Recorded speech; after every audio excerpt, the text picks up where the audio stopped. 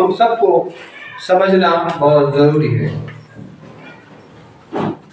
मैं जब तैयार कर रहा था बच्चन को, तो मैं इफिसियों 2 अध्याय 1 से 3 तक के लिए मैंने जैसे ही हेडिंग देंगे वहाँ क्या लिखा है, इफिसियों निकाल लेंगे।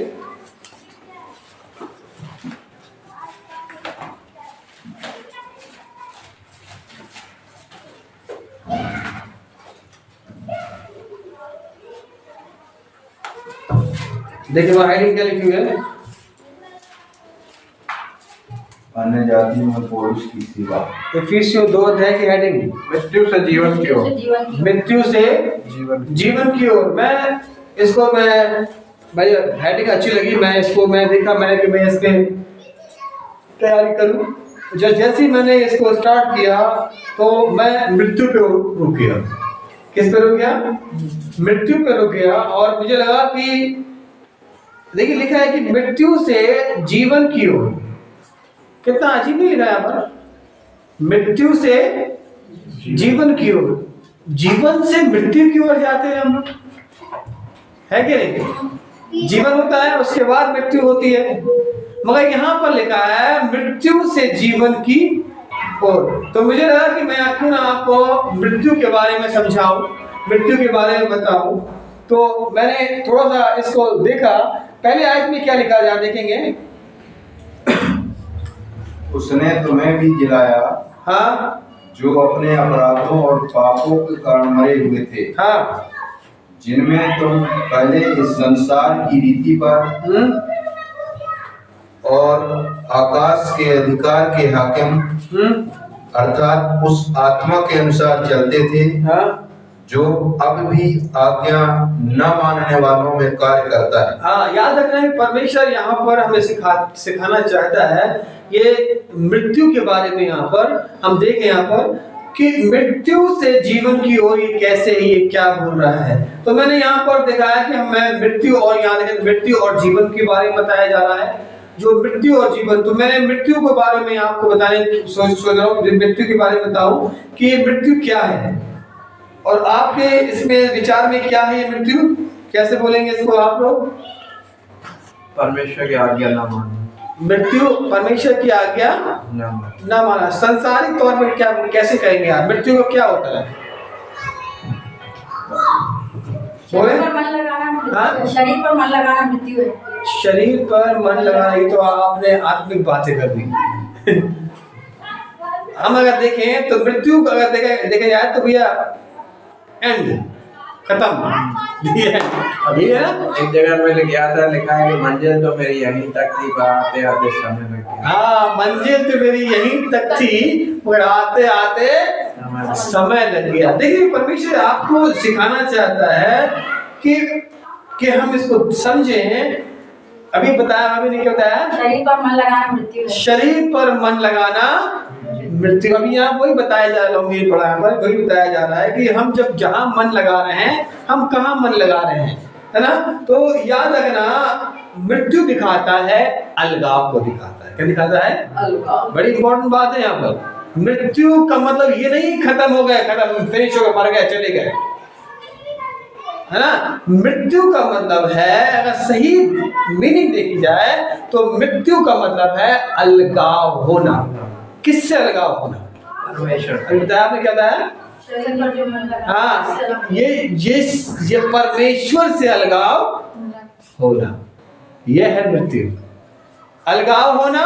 और ये दिखाता है कि मृत्यु जो है, देखिए आदम पहले क्या परमेश्वर के साथ, हाँ, शैतान जो कि जिसे बोला परमेश्वर का सरदूत था, सुंदर सरदूत था, वो भी परमेश्वर के साथ उपस्थिति। जब तक आप परमेश्वर के साथ रहते हैं, उसकी उपस्थिति में रहते हैं, तो याद रखना वो मृत्यु नहीं आने वाली, है ना? अगर उससे अब दूर, आदम ने क्या किया? परमेश्वर की उपस्थिति कब दूर हो गया? वो जब उसने उल्लंघन, जब उसके मन में जब जो भी कुछ है, देखिए समझिएगा। और परमेश्वर ने क्या किया?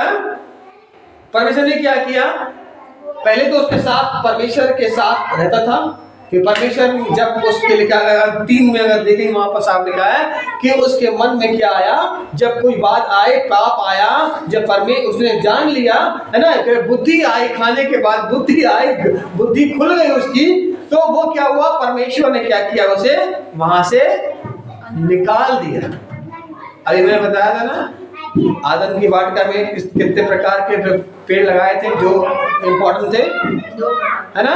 तो कह रहे कि देखो ये वहां ना पहुंच जाए, जीवन ये उधर ना चला जाए, जीवन की ओर ना चला जाए। इसने मृत्यु को प्राप्त कर लिया है, इसने मृत्यु को फल खा लिया है, इसने वो परमेश्वर से दूर हो गया है। वो देखिए जाओ वहां पर अदन की वाटिका में, सबूत से बोल दिया पहरा बिठा दो, वहां पहरा बिठा दिया। अब वो वहां पर ना नहीं गया, जा पाया। ऐसी शैतान भी परमेश्वर की उपस्थिति में, जो सरदूत था, सुंदर सरदूत था, परमेश्वर की उपस्थिति में रहता था और वो सारा अधिकार उसको दिया गया था। मगर क्या हुआ, उसके मन में क्या आया, वो ऐसा मन में कोई विचार आया, उस विचार के कारण वो परमेश्वर से अलगाव हो गया, वो मृत्यु आ गई उसके जीवन में। परमेश्वर ने क्या किया, उसे नीचे गिरा दिया, अलगाव हो गया परमेश्वर के साथ में। ठीक है, मृत्यु का मतलब होता है अलगाव, परमेश्वर की उपस्थिति से दूर जाना, परमेश्वर की उपस्थिति से दूर जाना। ठीक है, आप अपने शरीर से, ठीक है, या परमेश्वर से अलगाव 3 तरह के होते हैं, अपने शरीर से, परमेश्वर से, या तो इन दोनों से। ठीक है, तब मृत्यु लेकर के आते हैं। ठीक है, और आप सोच रहे होंगे कि क्या बोलते हैं, मृत्यु जो है विलुप्त हो जाती है, विलुप्त करेंगे हम, जैसे हम मर जाते हैं, खत्म हो जाता है, एंड हो जाता है, फिनिश, है ना, विलुप्त हो गई है, विनाश हो गया है, उसका अस्तित्व अब नहीं है, उसका निष्क्रिय हो गई है, नष्ट हो गई है ना। मृत्यु ये दिखाता ना, अगर संसारिक बातों को देखें तो, मगर बाइबल बताती है ऐसा नहीं है। मृत्यु ऐसा नहीं है कि वो अलग अलग, सिर्फ बताता है कि परमेश्वर की से उसका संबंध टूट जाना, अलगाव होना ही एक मृत्यु को दिखाता है, मगर वो खत्म नहीं हुआ, फिनिश नहीं हुआ। बाइबल हमें 3 प्रकार के मृत्यु के बारे में बताती है। कितने प्रकार के? 3 प्रकार के मृत्यु के बारे में बताती है हमें। आइए हम उन तीनों के बारे में देखेंगे। मैं और कुछ बोलने जा रहा था, मगर ये मेरा वचन जो है और कुछ आने आ गया, तो मैंने कहा कि मैं पहले इसको ही समझाऊं, फिर आगे हम चलेंगे। तो देखिए यहाँ पर 3 प्रकार की मृत्यु के बारे में बाइबल हमको बताती है। पहला है, आइए हम देखें, फिजिकल डेथ बोलते हैं इसको, शारीरिक मृत्यु बोलते हैं, जो कि अभी हमने देखा। उत्पत्ति निकाले 3 अध्याय 6 और 7 में क्या लिखा है यहाँ पर, 3 अध्याय। जब स्त्री ने देखा, हाँ, जब स्त्री ने देखा कि उस वृक्ष का फल खाने के लिए अच्छा और देखने में मन भाव है और बुद्धि देने ये चाहने योग्य भी है, तब उसने उसमें से तोड़कर खाया और अपने पति को भी दिया और उसने भी खाया। तब उन दोनों की आंखें खुल गई। देखिए, जब मालूम हुआ कि वे नंगे हैं, इसलिए उन्होंने अंजीर के पत्तों को जोड़ कर लंगोट बना दिया। याद रखना, परमेश्वर की, देखिए परमेश्वर के साथ रहते थे। अगर आप और पढ़ेंगे तो वहां मिलेगा 3 का 19 में क्या लिखा, देखिए यहाँ पर क्या लिखा है,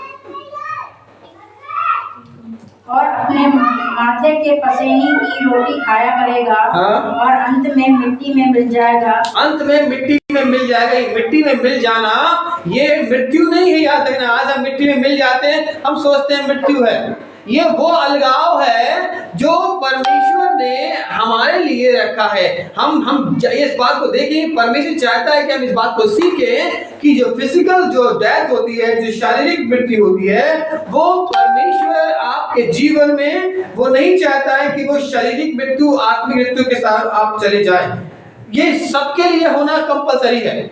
जो आया है इस पृथ्वी पर वो तो जाएगा ही जाएगा, है ना। जो पृथ्वी पे आया है वो जाएगा ही जाएगा। ठीक है, ये तो रखा गया आपके लिए, याद रखिएगा। ठीक है, और अभी हमने पढ़ा वो मिट्टी में से आया है, वो मिट्टी में मिल जाएगा। है ना। मिट्टी परमेश्वर ने आदम कैसे बनाया था? कैसे बनाया था? अपने स्वरूप में, अपनी समानता में आदम को, हवा को बनाया था। और किस लिए बनाया था? मनुष्य का काम क्या है? क्यों बनाया परमेश्वर ने? स्तुति करने के लिए, परमेश्वर की बढ़ाई करने के लिए, परमेश्वर के साथ संगति करने के लिए, सहभागिता करने के लिए परमेश्वर ने, आप जितने यहाँ बैठे हैं, सुन रहे हैं, उन सबको परमेश्वर ने बुलाया। एक शब्द और बोलते हैं, जो परमेश्वर ने सृष्टि बनाई उनके कामों में सहयोग करने के लिए। हाँ, जो भी परमेश्वर ने बनाया है वो हमारे लिए बनाया है। परमेश्वर ने बनाया तो हमारे लिए बनाया। तुम्हें उसका तुम फूलो फलो और पृथ्वी पे अधिकारी बन जाओ, अधिकार रखो। क्या वो सबको बोला गया? हम सबसे बोला गया। हम इसलिए आज जो शेर भी है, डैडी हमेशा बोलते हैं, शेर जो है हंटर पे भी क्या बोलते हैं, वो डर के मनुष्य से वो कुर्सी पे बैठ जाता है ना। वो ट्रेन करते हैं उसको, मनुष्य के चाबुक पे, मनुष्य के हाथों में उसका कंट्रोल रहता है। बड़े से बड़ा जानवर भी क्या बोलते हैं, मनुष्य, क्योंकि परमेश्वर ने मनुष्य को अधिकार दिया है। ठीक है, तो याद रखना, ये फिजिकल जो डेथ है ये हमें दिखाती है कि हम किस प्रकार से हम परमेश्वर से अलग हुए, और हमारा ये कंपलसरी है कि हमें ये मृत्यु आनी ही आनी है। मृत्यु आएगी आपके पास। ठीक है, पहली बात मैं बताया, दिखा है लूका 23 और 46 क्या बोलता है?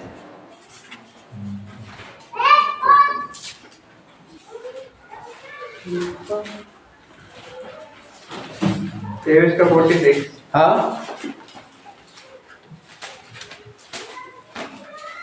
और यीशु ने बड़े शब्द से पुकार कर कहा। हाँ, यीशु ने बड़े शब्द से पुकार के कहा, हे पिता, हाँ, मैं अपनी आत्मा तेरे हाथों, मैं अपनी आत्मा तेरे हाथ में सौंपता हूँ। ये फिजिकल डेथ जो है ये कंपलसरी है, और ये जब हम शरीर में होते हैं तो हम क्या करते हैं? अपने प्राण को छोड़ते हैं। हम प्राण को शरीर से अलग कर हो जाता है उस समय, मगर मृत्यु नहीं है। ये फिजिकल जो दिख रही है, अफेयर जो हो रही है, ये वो डेथ है जो कि परमेश्वर ने हमारे लिए बनाया है। और ये होगा क्योंकि आदम को परमेश्वर ने क्या किया? श्राप दिया था, तो मिट्टी में मिल जाए, इसीलिए हम मिट्टी में मिल जाते हैं। हम मिट्टी में मिल जाते हैं, हम मरते हैं। मौत तभी आई है, ठीक है, पहले मौत नहीं थी। मगर मौत कब आई? जब परमेश्वर ने, जब आदम ने जब पाप किया, हवा ने पाप किया, और परमेश्वर की महिमा से लिखा है वो रहित हो गए, परमेश्वर की उपस्थिति से चले गए, उनका अलगाव हो गया। ठीक है, तो प्राण जो है शरीर को अलग करता है, और ये होना ही होना है। आप सबके साथ ये होना ही होना है। ठीक है, हम सबके साथ होना है। रोमियो निकाले 7:24 क्या बोलता है?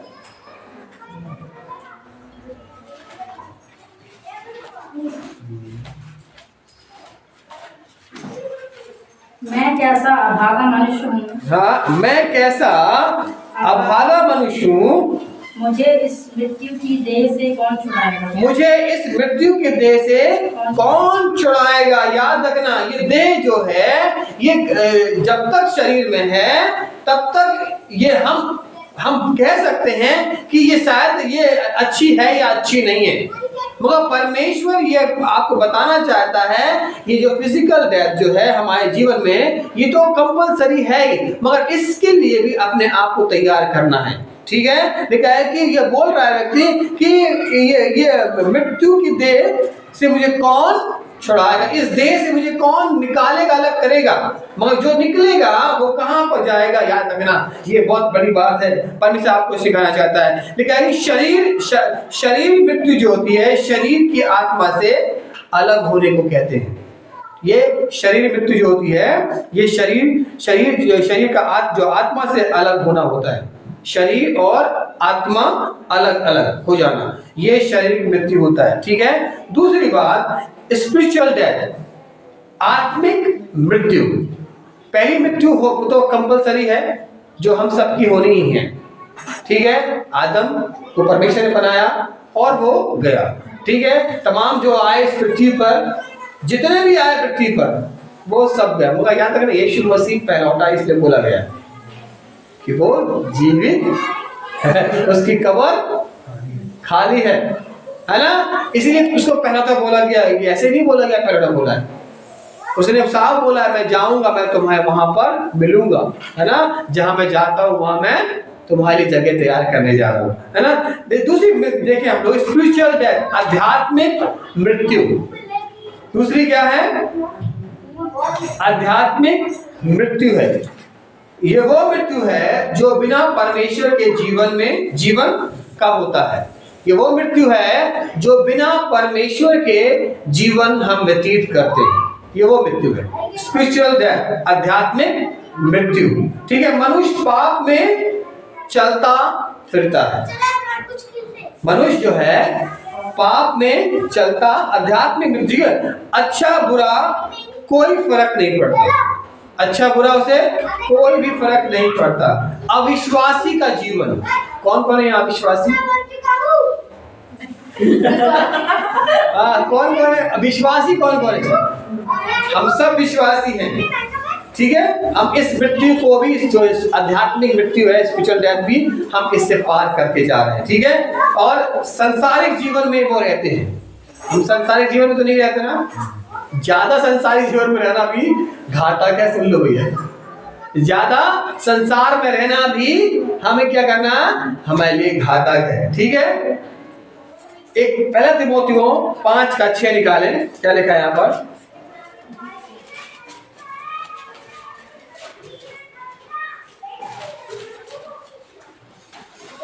जल्दी नहीं चलेंगे हम लोग, फटाफट, बहुत सी आयतें हैं यहाँ पर जो भोग विलास में पड़ गई वह जीते जी मर गई।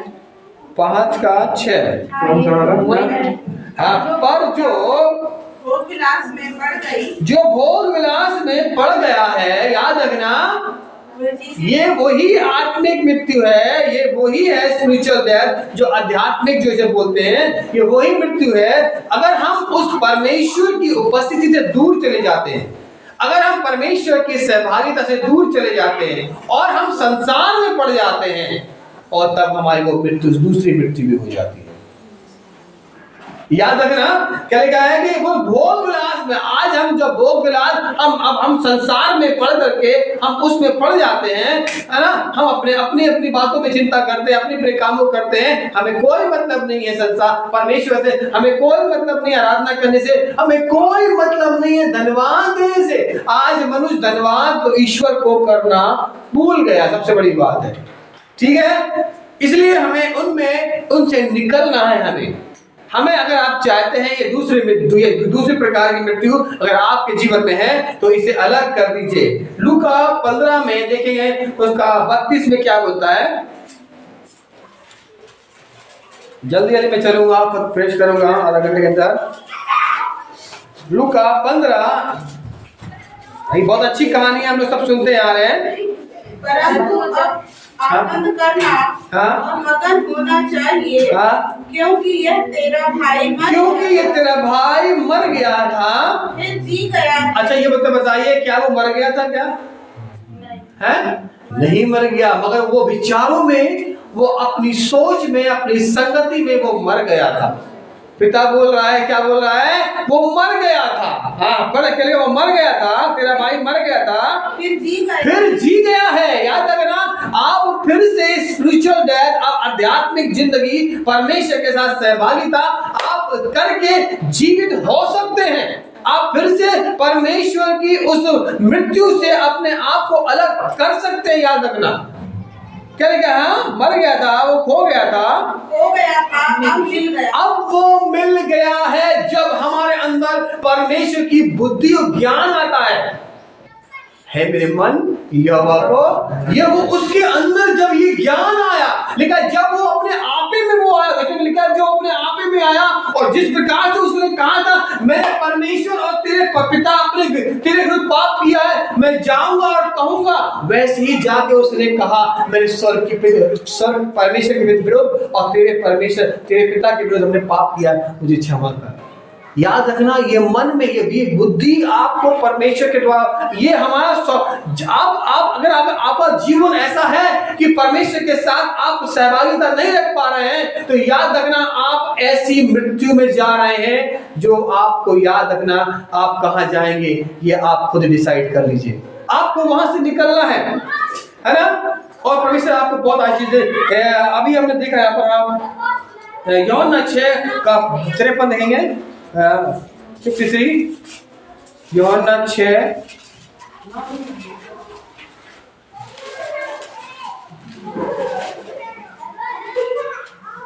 यीशु ने उनसे कहा, मैं तुमसे सच सच कहता हूँ कि जब तक तुम मनुष्य के पुत्र का मांस न खाओ। याद रखना, जब तक तुम अविश्वासियों के साथ उस विश्वास में तुम नहीं बढ़ते और उसका लहू ना पियो तुम जीवन नहीं। याद रखना, तुम में जीवन नहीं है अगर तुम उसकी आज्ञाओं को नहीं मानते हो। यूहन्ना 15 में लिखा है ना, और उसके पहले में लिखा है ना, क्या लिखा है? अगर तुम मुझसे प्रेम रखते हो तो लिखा है, हाँ। अब यीशु मसीह, अगर आप चाहते हैं ये अगर ये मृत्यु तो आपके जीवन में नहीं है ना, ये हमारे जीवन में ये मृत्यु नहीं है। स्पिरिचुअल जो मृत्यु है ये हमारे अंदर नहीं है। आध्यात्मिक बोलते हैं, आध्यात्मिक मृत्यु हमारे पास ऐसी नहीं। हम आध्यात्मिक होकर के परमेश्वर की संगति में रह करके आध्यात्मिक हो जाएंगे। संसारिक आध्यात्मिक मत लीजिएगा, संसार की रीति पर नहीं चलना आपको।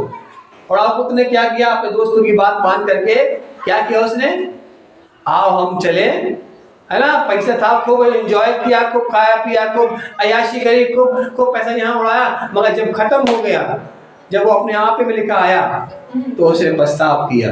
आपको भी ऐसे ही पछतावा की आगे चलना है। लेकिन याद है ना, डैडी हमेशा एक बात बोलते थे, अभी हमने पढ़ा, क्या लिखा है? लिखा था कि यार ये मेरा मांस जो है, मैं तुमसे सच कहता हूँ, हाँ, जब तक तुम मनुष्य के पुत्र का मांस ना खाओ, तुम उसे ना चलोगे और उसका लहू ना पियो, जब तुम उसके लहू को या उसको ना उसे ग्रहण करोगे, पियोगे, तुम्हें जीवन नहीं है। याद रखना, ये मृत्यु की ओर आप जा रहे हैं। अगर आप, मैं हमेशा बोलता हूँ, चर्च जाओ, प्रभु भोज में सहभागिता हो, कलीसिया में जाओ, बैठो, सुनो, प्रभु बहुत आशीष आपको देगा, है ना। यीशु मसीह हम डैडी हमेशा एक बात बोला करते थे, मालूम क्या बोला करते थे? यीशु मसीह कहाँ आया? मैं हमेशा चरनी में यीशु मसीह आया। कि चरनी कैसी होती है? हाँ, उसे चरो, उसे खाओ, जुगाली करो, उसे पागुर करो, उसे मेमोराइज करो, उसे याद करो, उसे बोलो। देखो तुम्हारे लिए वो लिखा, जो ना खाएगा, जो खाएगा उसका क्या होगा। याद है ना, परमेश्वर मैं उसे जीवन दूंगा, है ना, मैं तुम्हें अपने गले से लगाऊंगा, तुम उसे खाओ, उसे ग्रहण करो। यीशु मसीह को जो ग्रहण करेगा, याद रखना, ये आध्यात्मिक मृत्यु जो है ये आपको परमेश्वर की ओर ले जाना चाहती है, संसार की रीति से नहीं, मगर हमें क्या करना है? परमेश्वर की रीति से अपने आप को तैयार करना है। रोमियो 8 का 9 क्या बोलता है? रोमियो 8 का 9, इसके पहले कौन सा पढ़ा?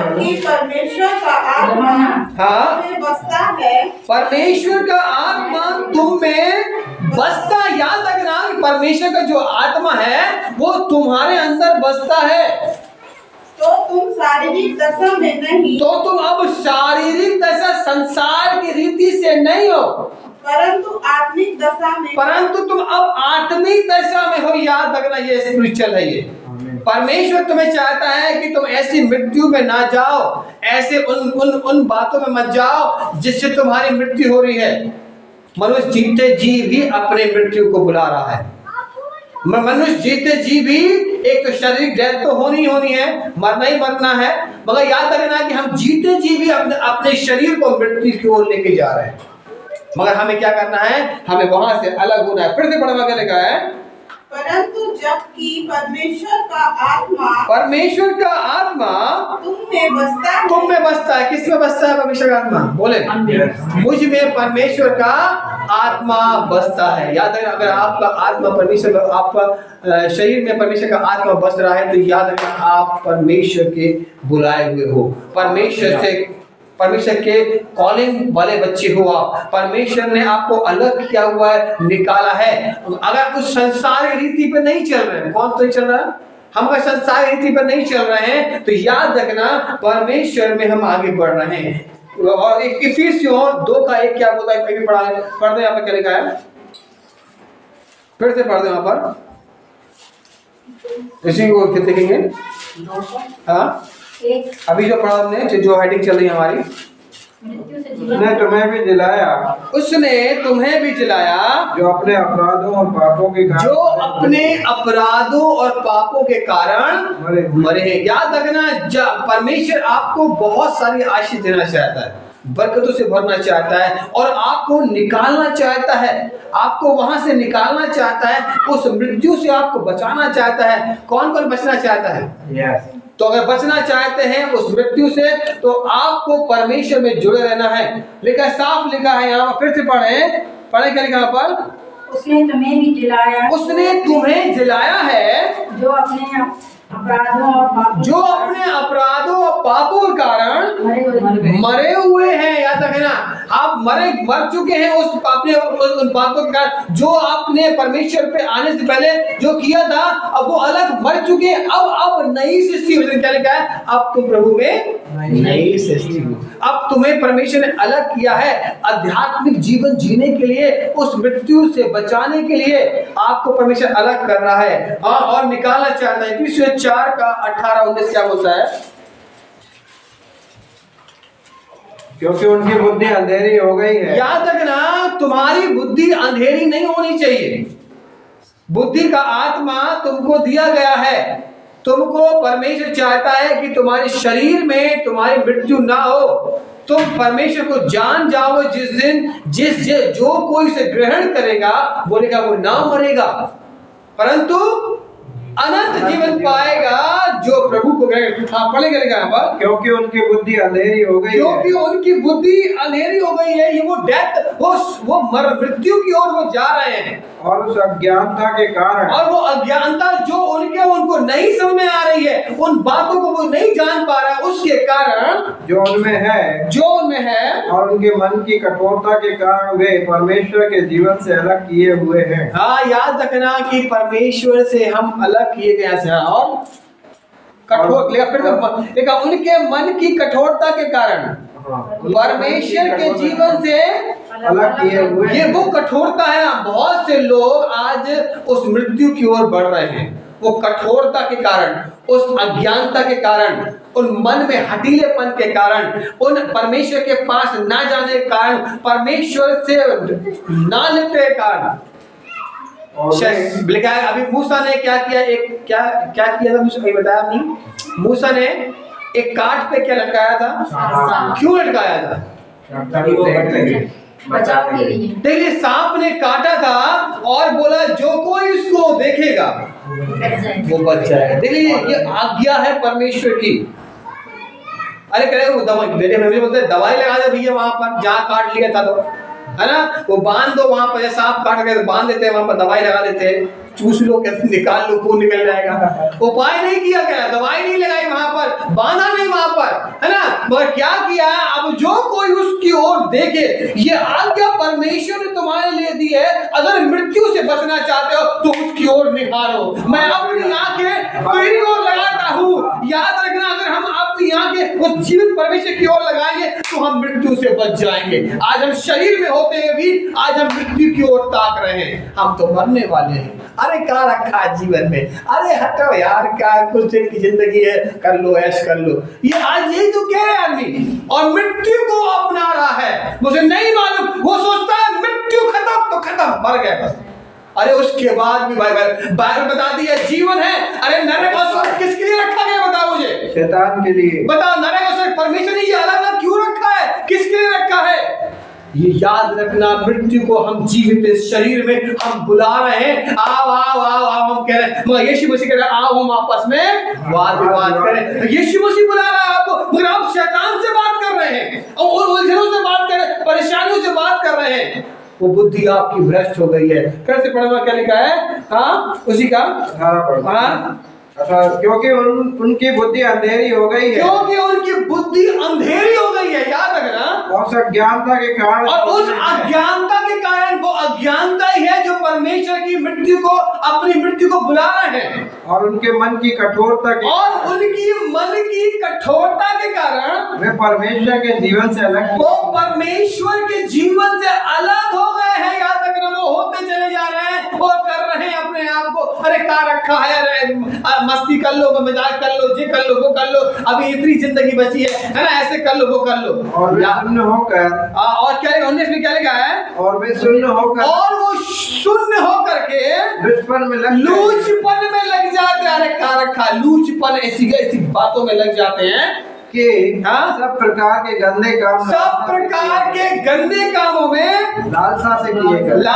से किए जा रहे हैं। चालाकी, बेईमानी, चोरियां, ये वो है ना, और ये अच्छा है, वो ये ऐसे किए जा रहे हैं जिसके द्वारा वो मृत्यु को अपने अंदर लेके आ रहे हैं और परमेश्वर से अलग हो रहे हैं। आप जितने प्रभु को प्रेम करने वाले लोग हैं, जितने मसीह को मानने वाले लोग हैं, जितने भी कोई भी हो जाति का उसे ग्रहण करने वाला हो, याद रखना कि वो मृत्यु को नहीं चखेगा जब यीशु मसीह को वो जान जाएगा। हालेलुया, उसकी मृत्यु नहीं होगी, वो परमेश्वर के साथ रहेंगे, उसका वायदा है। याद रखना, आप अगर परमेश्वर की ओर ताक रहे हैं, परमेश्वर की ओर देख रहे हैं, आपके काम याद, तो आप अपने आप को जांच लें, अपने आप को देख लें, है ना। याद रखना कि अभी 15 तारीख को वो आए थे, क्या बोलते हैं, उन्होंने क्या बताया था, पास्टर सब आए थे, क्या बताया था आपको? कुंवारियों का दृष्टांत, 10 कुंवारी का दृष्टांत हम पढ़ते भी हैं, हम जानते भी हैं। कौन तैयार नहीं था और कौन तैयार था, कौन गया और कौन नहीं गया, ये आपके ऊपर डिपेंड है। दूल्हा आएगा, वो आना ही है, तुरही फूकी जाएगी, वो आएगा, और आप जाएंगे या नहीं जाएंगे ये आपको ही डिसाइड करना है। मगर चौकन्ने हो जाओ, लेकर वहां पर तैयार हो जाओ वहां पर। आज हम बेखट के वो सुन्न हो लिया, क्या लिखा है, वो सुन्न होकर के लुचपन में लग गए, अरे मस्ती खोरी में लग गए, आनंद करने में लग गए, अरे क्या रखा है, अरे एंजॉय कर लो, मजा कर लो, जी कर लो, वो कर लो, चोरी कर लो, बेईमानी कर लो, लड़ाई कर लो, जी कर लो, हम वो करने में लगे हुए हैं। ये लिखा है कि उनके मन कठोरता के कारण। आज हम कठोर तो नहीं है ना, आज हम ऐसे तो नहीं है। परमेश्वर चाहता है कि उन कामों को अपने जीवन से हमें दूर करना है, याद रखना, है ना। आप 5:14 क्या बोलता है, इसी का 5:14, हाँ जी, इस कारण वह कहता है, हे सोने वालों, इसी कारण उन सब से, अगर आप उस मृत्यु की ओर जा रहे हैं शरीर में होते हुए भी, है ना, तो याद रखना, लेकिन उनसे कह रहा है, सोने वालों, जाग, हाँ, मुर्दों में से जी उठा, जागो और मुर्दों में से जी उठो। याद रखना कि हम सबसे बोल रहा है, कोई तो नहीं है, सो तो नहीं रहा यहाँ पर, कोई तो नहीं कह रहा है, बोलते वो उन सबसे कह रहा है जो अविश्वासी हैं, उन सबसे कह रहा है जो अपने जीवन में फंसे हुए हैं, अपनी उन बातों में फंसे हुए हैं, उन सबसे कह रहा है, सोने वालों, है ना। चौकीदार क्यों बोलता है, अरे रात में तो सोने का समय है, सोएंगे नहीं, काय के लिए जागेंगे, मगर वो कह रहा है चौकन्ने रहो। वो कह रहा है चौकन्ने, यीशु मसीह ने भी सिखाया चौकन्ने रहो, तैयार रहो। परमेश्वर कहता है तैयार रहो, बाबा सिखा रहा आपको, आपसे कह रहा है, पढ़ने के लिखा है चौकन्ने, हाँ, ये सोने वालों, हाँ, और मुर्दों में से जी उठा, हाँ, तो मसीह की ज्योति तुम पर चमकेगी। हाँ, तो मसीह की ज्योति तुम पर चमकेगी। याद रखना, तब तुम मृत्यु की ओर नहीं जाओगे, है ना।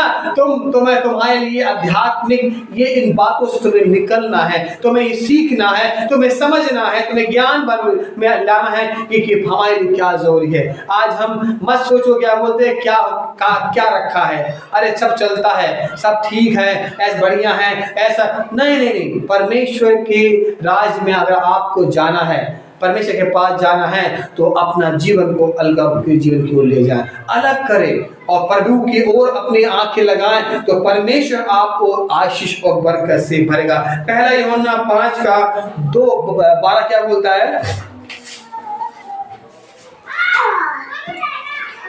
पहला यूहन्ना 5:2।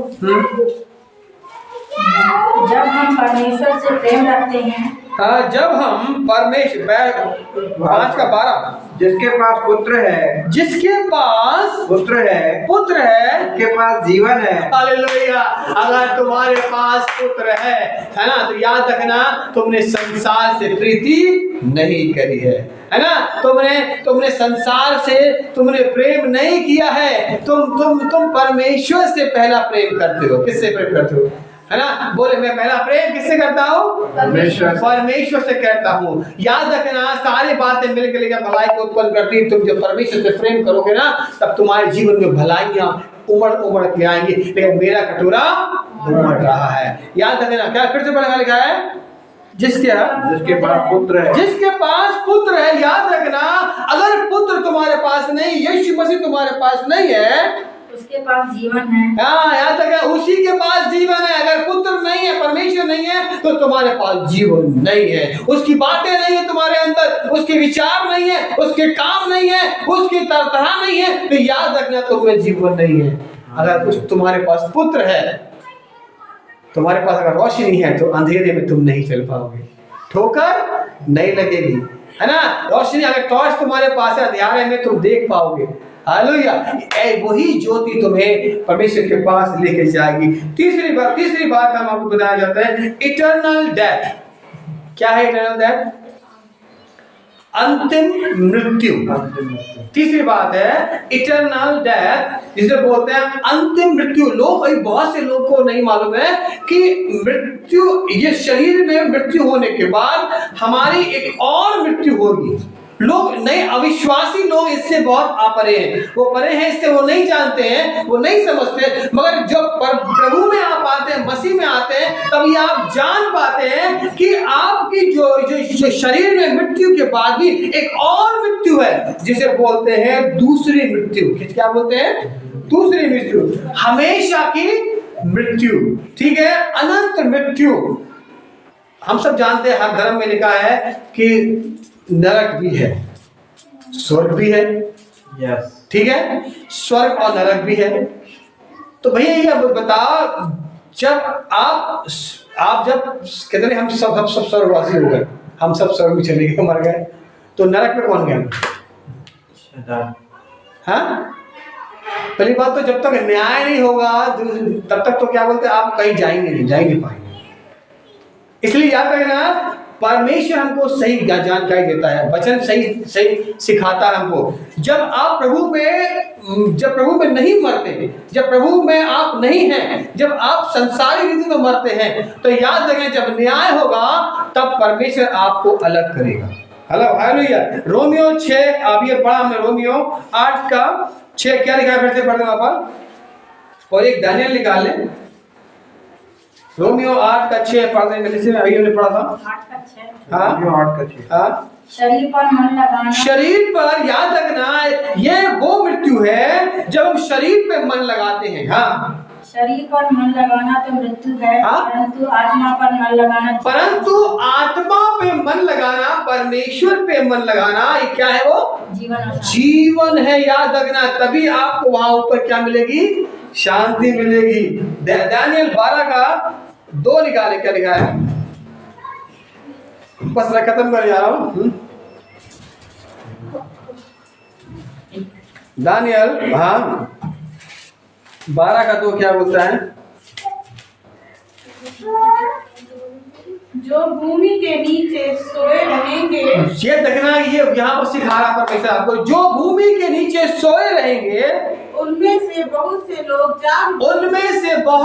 लोग जाग उठेंगे। कितने तो सदा के जीवन के लिए, और कितने तो सदा के जीवन के लिए, और कितने अपनी नाम धराई, हाँ, और सदा तक अत्यंत घिनौने ठहरने के लिए। याद रखना, ये परमेश्वर यहाँ पर अब आपको न्याय करेगा। दूसरी मृत्यु यहाँ पर होगी, दूसरी मृत्यु यहाँ पर होगी। याद रखना, जब आप परमेश्वर के सामने उपस्थित होंगे तब आपकी मृत्यु होगी। 12:2 लिखा है यहाँ पर, जो भी भूमि के नीचे है, आपको पहले बता चुका हूं इस बारे में, है ना? जो भी भूमि के नीचे है वो क्या होगा? वो अभी हम कहते हैं ना कि हम जब मृत्यु होती है हम लोग बोलते हैं, क्या बोलते हैं हम लोग? प्रभु में क्या है? सो गए हैं। हालेलुया।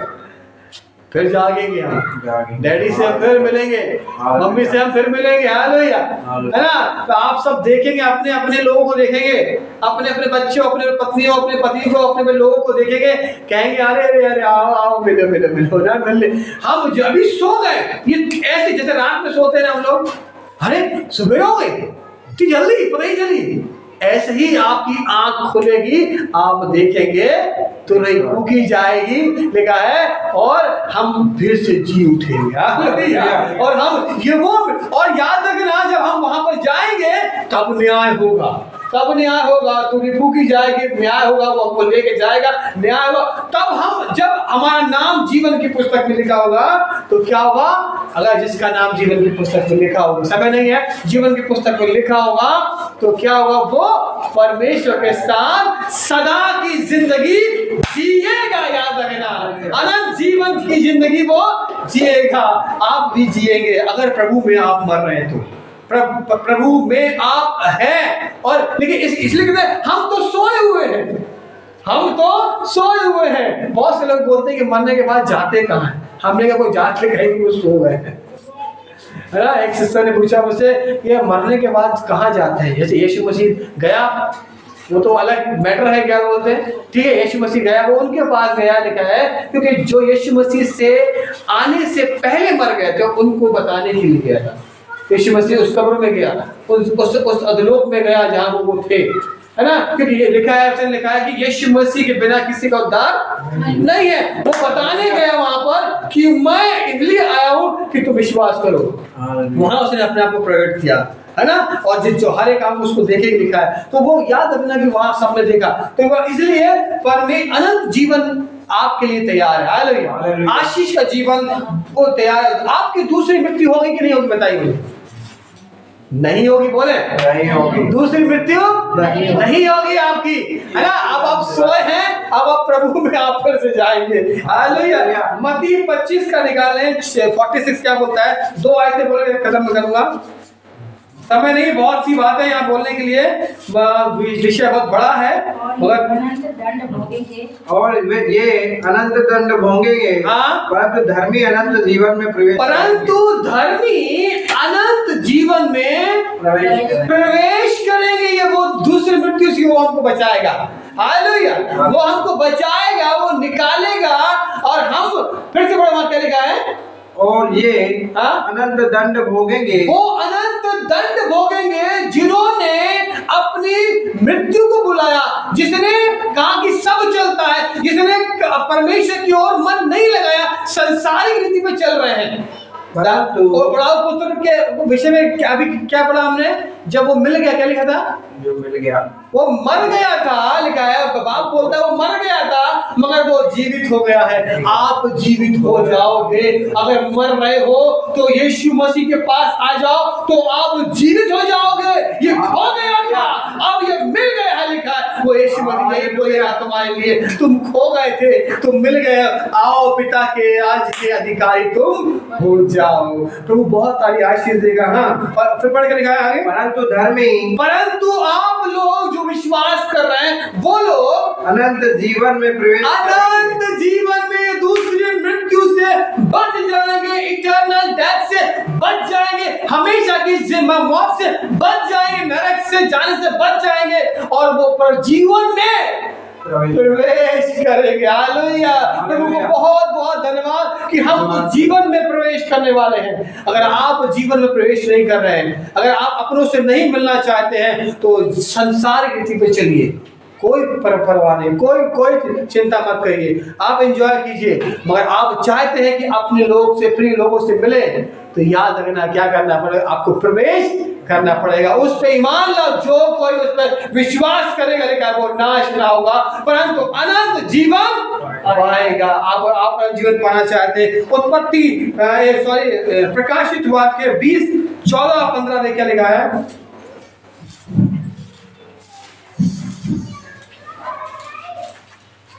मृत्यु और अधोलोक आग की झील में डाले गए। मृत्यु और अधोलोक कहाँ डाले गए हैं?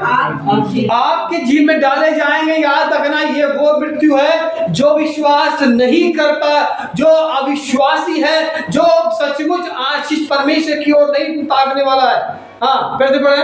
मृत्यु और अधोलोक, मृत्यु और अधोलोक आग की झील में, आग की झील में डाले गए। यह आग की झील, यह आग की झील दूसरी मृत्यु है। दूसरी मृत्यु है। याद रखना, सबका न्याय होगा। याद रखना, और वो आग की झील में, वो उस नरक में डाल दिया जाएगा। और जिस किसी का नाम, और जिस किसी का नाम जीवन की पुस्तक में, जीवन की पुस्तक पे लिखा हुआ ना मिला, वह आग की झील में डाला गया। वो आग की झील में डाला गया। याद रखना, जीवन की पुस्तक पे नाम को लिखना बहुत जरूरी है। हालेलुया, है ना? जीवन की पुस्तक में किस किस का नाम लिखा है? जीवन की पुस्तक में मेरा भी लिखा है। हालेलुया। जो विश्वास उस पे करता है, वो उसका नाम उस पे लिखा हुआ है। मगर कहता है कि चौकन्ने भी रहो। शैतान क्या करता है? तुम्हारे बीच में घुस करके तुम्हारे अविश्वास को चुराने की कोशिश करता है और तुम्हें उस नरक की ओर ले जाने के लिए भी तैयारी कर रहा है। मालूम है आपको? मगर उससे आपको बचना है। इसीलिए यीशु मसीह बोला तुम चौकन्ने रहो। एक उदाहरण क्यों दिया हमें, है ना? वो किसके माफिक आएगा? कुछ लिखा है, चोर के माफिक आएगा, रात में आएगा, है ना? लिखा है कि दो लोग होंगे जो वो काम कर रहे होंगे, दो लोग होंगे जो सोते होंगे, जागता होगा। दो के बारे में क्यों है? वो वही है जो चौकन्ना होगा वो जाएगा, जो चौकन्ना नहीं होगा वो नहीं जाएगा। जो तैयार होगा वो जाएगा, जो तैयार नहीं होगा वो नहीं जाएगा, वो दूसरी मृत्यु की ओर जाएगा। मगर हम चौकन्ने हैं। हालेलुया। बोले मैं चौकन्ना हूँ, मैं चौकन्ने होंगे। अगर आप चौकन्ने हो तो अपने बच्चों की देखभाल करेंगे अच्छे से। अगर आप चौकन्ने हो तो आप क्या बोल रहे हैं, आप उसकी देखभाल करेंगे। आपका व्यवहार कैसा होगा, ये आप उसकी देखभाल करेंगे। आपके रिश्तेदार, आपके परिवार में कैसा क्या हो, ये आप अपने आप को देख के चौकसी करेंगे। तब जाकर के आप परमेश्वर के राज में प्रवेश कर पाएंगे। हालेलुया। प्रभु को नहीं मिले। एक और निकाले, यूहन्ना 14:3 क्या बोलता है? वायदा, देखिए परमेश्वर का वायदा है, दूसरी मृत्यु से हमको उसने बचाया है। क्या लिखा है? यूहन्ना 14:13 क्या लिखा है यहाँ पर? जो कुछ तुम मेरे नाम से मांगोगे, हाँ, वही मैं करूंगा। 14:3 सॉरी। और यदि मैं जाकर तुम्हारे लिए जगह तैयार करूं, हाँ, तो फिर आकर तुम्हें हाँ, अपने यहाँ ले जाऊंगा, हाँ, कि जहाँ मैं रहूं, कि जहाँ मैं रहूं वहाँ तुम भी रहो। तुम भी रहो। हालेलुया। कितना बढ़िया इंतजाम परमेश्वर ने हमें लिए किया है, विश्वासियों के लिए परमेश्वर ने किया है। याद रखना, 3 तरह की मृत्यु के बारे में मैंने बताया आपको। एक तो है जो है आपकी थी जो फिजिकल डेथ, ये तो होनी ही है। दूसरी थी स्पिरिचुअल डेथ, जो आपको अभी जीवन में जो आप देख रहे हैं, आपको अपने आप को तैयार करना है कि हम वो शारीरिक मृत्यु ना मरने वाले बने, हम अविश्वास की मृत्यु ना मरने वाले बने, मगर हम विश्वास में मरने वाले बने। अगर आप विश्वास में मरेंगे तो वो कह रहा है आपसे कि जहां मैं रहूंगा वहां तुम भी रहोगे। हालेलुया। आइए अपने स्थानों पर हम सब खड़े हो और प्रभु को धन्यवाद करें इस स्पिरिचुअल उस आनंद के लिए, वो उसके साथ रहने के लिए। याद रखना, अलगाव वही दिखाता है।